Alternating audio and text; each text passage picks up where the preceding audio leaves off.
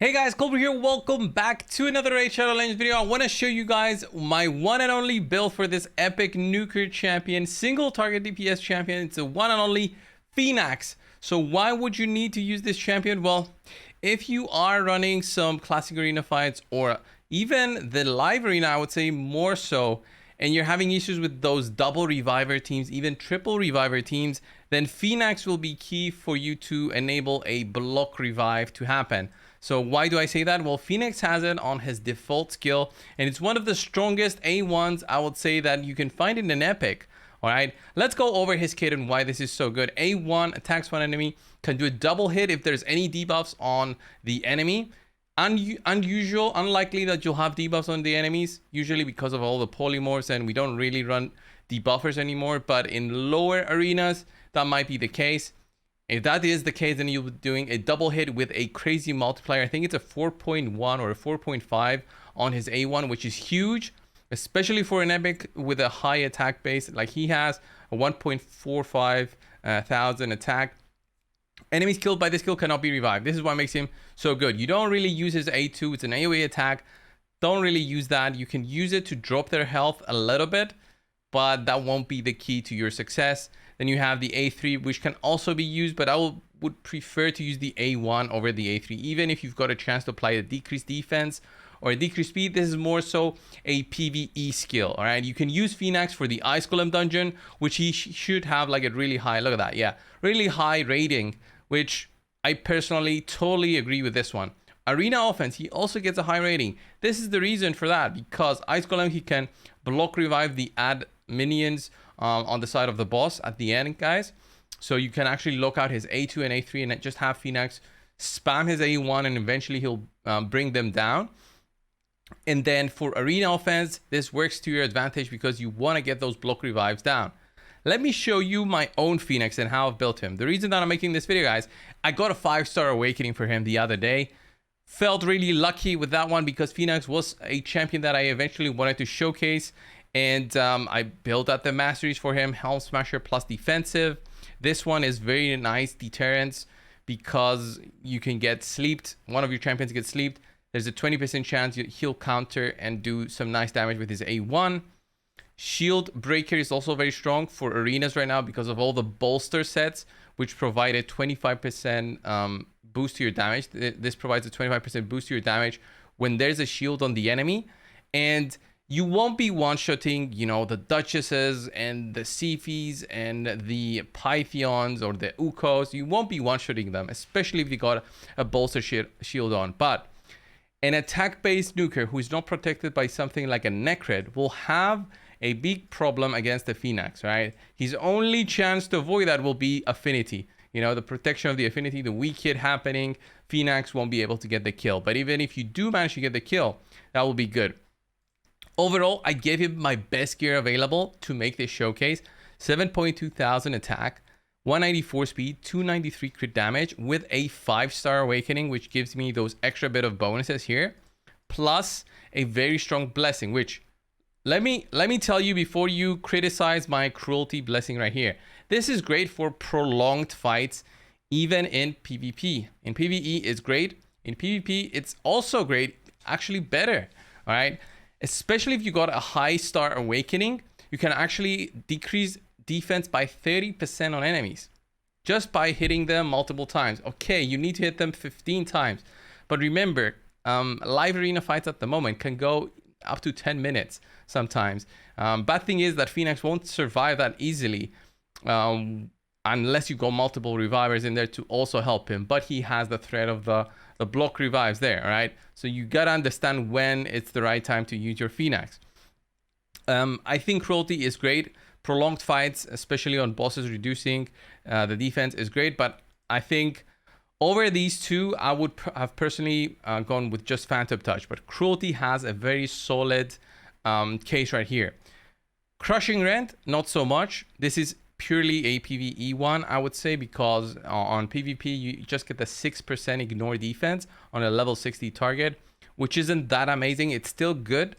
It's not that amazing. 6% is not that much. Comparing it to even Cruelty, because you'll reduce that defense by 4%, boom, on the first hit if you had the 6-star here. So just 2 hits after, that would be 8% reduced defense on the targets that everybody can do on enemy champions. And it would work the same way on bosses. So the 6-star is the best for PvP in terms of cruelty, comparing it to crushing rend. For Phantom Touch, on a 6-star, you have a 100% chance to do that extra hit, which is based on your attack. And you also have an added chance to do an additional bonus damage, which we will see in a little bit. I'll show you guys the cruelty for a while, and then I'll change it to Phantom Touch so we can understand, all right, is Phantom Touch a little bit better? And does the block revive also happen when Phantom Touch procs? Because the block revive, just to say this, block revive can happen with things like Soul Reaper, but I'm not sure if it does happen with Phantom Touch. So if the damage from Soul Reaper, so the Reaper comes up and kills the enemy, and your champion that has that blessing gets the kill and has a block revive ability, then the Reaper will apply the block revive. So I'm not sure if it works with Phantom Touch. I actually tested for this video. So let's go and have a look at what I'm saying. Let's refresh here and trying to see if we can get a more difficult fight here. We've got a Leorius, which is very interesting. Cannot be killed, honestly, because of his passive. So that's a difficult team to go against, especially a speed boosting team. Let's try it out, though. Let's try it out and see. It's gonna be hard for me to survive this. Phoenix does not have a lot of health. Even with the bolster I do have on my Duchess, it's difficult for me to survive at the moment. So what I will do here is, instead of boosting, I think I'm going to probably sleep that Arbiter, reduce the damage that this Leorius will be doing. Although I'll have to hit now with the shield. I'll get, look at that, I'll get the counterattack buff, which is huge.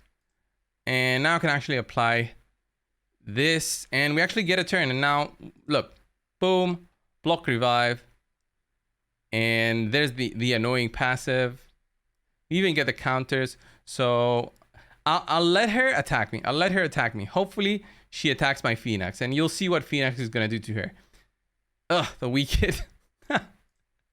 He does the Wicked. All right, so right now we're just waiting for Leorius. Oh, the block buffs. I could have done the block buffs on him. That would have been nice. And he got sheeped. That is so funny. He got sheeped. So actually, he's going to gain health, I think. Because he's going to wake up at 50% or no. Okay, we actually somehow did enough damage to go through the sheep. All right, so let's find a different target here. All right, okay, this is very interesting. So against a Mortu, you don't want to be using your AoE abilities. Even with the Valkyrie right there, like I'm using this really endgame team, especially with Duchess, you don't want to use your AoE skill. So what I'm going to do here instead is just going to start hitting on somebody that I'm hoping to kill off with my... Boom, with my Phoenix. Look at that, 152k. And yeah, it's really looking bad for this guy. So I don't care about Mortu. He won't do anything on me, especially since I haven't hit him yet. There's his A2 ability. What I can do now is I can try and do an AoE here, but let's just do an A1. Look at that. Easy going through there. That Duchess with 70k. And then, yeah, we can sleep her because that's unresistible. And should I do the AoE? I might try the AoE to see the damage. No, we didn't proc Mortu's passive. That's amazing. That's what I wanted to see. See, if I had Phantom Touch there, that would have been nice. Let's see. Can I kill that Mortu now? He's at 70% health. Not enough there. Ooh, and I procced his passive. Might be... what causes me to fail this, but no, I have the CP, which is OP, and boom, look at that, we get the kill. You're gonna say coldbrew. Of course, if I had CP and Duchess and Valkyrie, he would be amazing, but remember, we're using him for the block revive. The enemies won't be able to revive, and that's what you're trying to stop. Okay, so I'm trying to find these tanky teams with multiple revivers, so I'm wasting a little bit of gems here just for you guys. Look at that, Marichka there with the insane revive. We also have UDK. This is like a very bad option, honestly, to try. because we got block damage here. We get the UDK. It's probably a stone skin UDK. This will go for a long time, especially if you're running single target damage dealers. But I will be dropping their defense because of the cruelty that I have. That's why I said I think cruelty is a solid blessing to consider always. No stone skin, which is amazing because that's what I wanted to see here. There's the block damage there, and every time we attack now, we're gonna get hit by that helicat.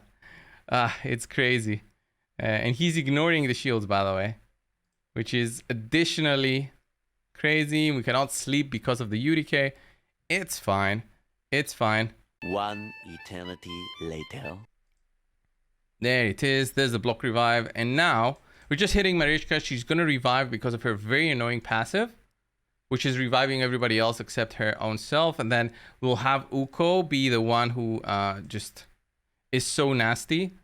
But look at that. We block revive their damage, really, which is what was very scary before. And now it's just Uko who cannot revive anybody. So we're at such a good point that I could just AoE here and it's still going to do the same thing. Look at that shield that he stole from Duchess. Look at that shield. So stupid. He has a very low health. That Uko had a very low health. All right, and we finish it off. Look at that. Phoenix, 286,000 damage. It did take a little bit longer than I thought, but let's switch it off to Phantom Touch and see how much better we can make the Phoenix with that one. It's not going to be 100% chance, which is what I'm hating at the moment. But that's what they did. When they nerfed the blessings, they made it so that the 5-star wouldn't be as good anymore for some reason. But all right, let's go Phantom Touch here. 75% chance for that additional bit of damage to come through. And that's what I want to be testing right now. Let's see the tankiest team that we can find. All right, let's see this one. I would recommend running an increased attack. You kind of need it for all your attack-based nukers because they're already squishy. So you got to have a threat of also doing damage. So, no, this team was very squishy. Very squishy. So let's do the A2. 100k and then 13,000 from Phantom Touch. That is really nice, actually. That was a really nice damage there, but that wasn't tanky at all. This one's looking tanky. All right, and we're Spirit Affinity against Force, so that's an added benefit. Ooh, we have so many Stone Skin here. Stole our block debuffs. Give me that shield. Thank you. That's gonna help Phoenix do a little bit of damage. Let's see the A1 there on Stalthus. Look at that, 67k, all right. Phantom Touch didn't proc there. You would have seen it as an additional bit of damage. So you would have seen 67 plus maybe, 10,000. It depends on the enemy's stats, by the way. So he might have not even procced because it's a 75% chance. Oh, look at that. First time I see the animation of him. Didn't realize it's so cool. And we hit him with the A1 and take him out. Let's go on that Uko. So we hit him for 50k plus 11k. Wasn't exactly enough there to get a kill going.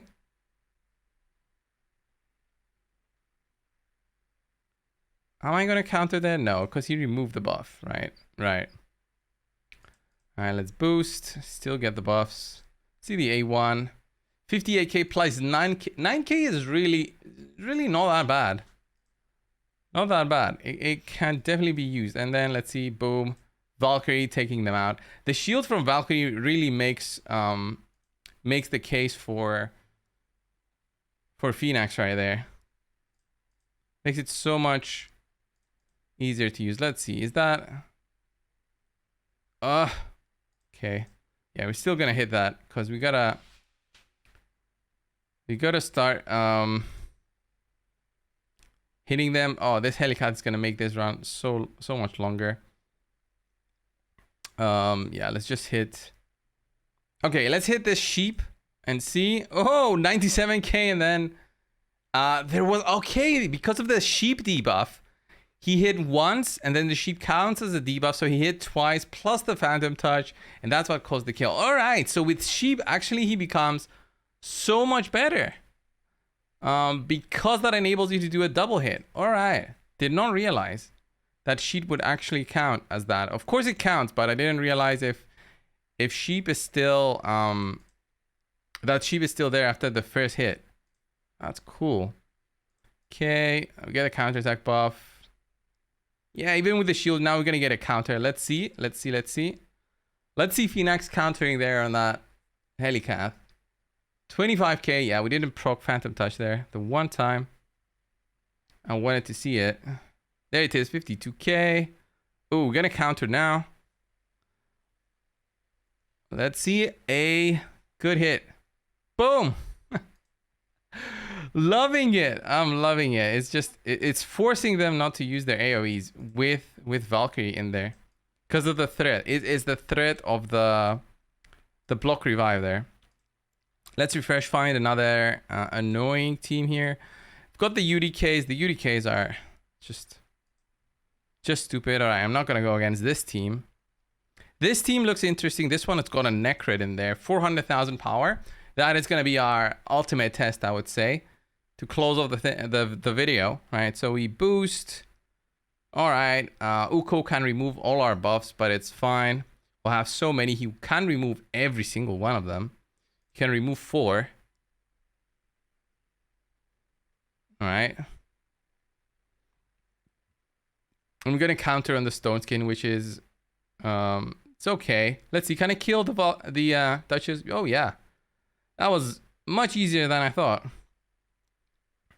Can I kill this Necro though?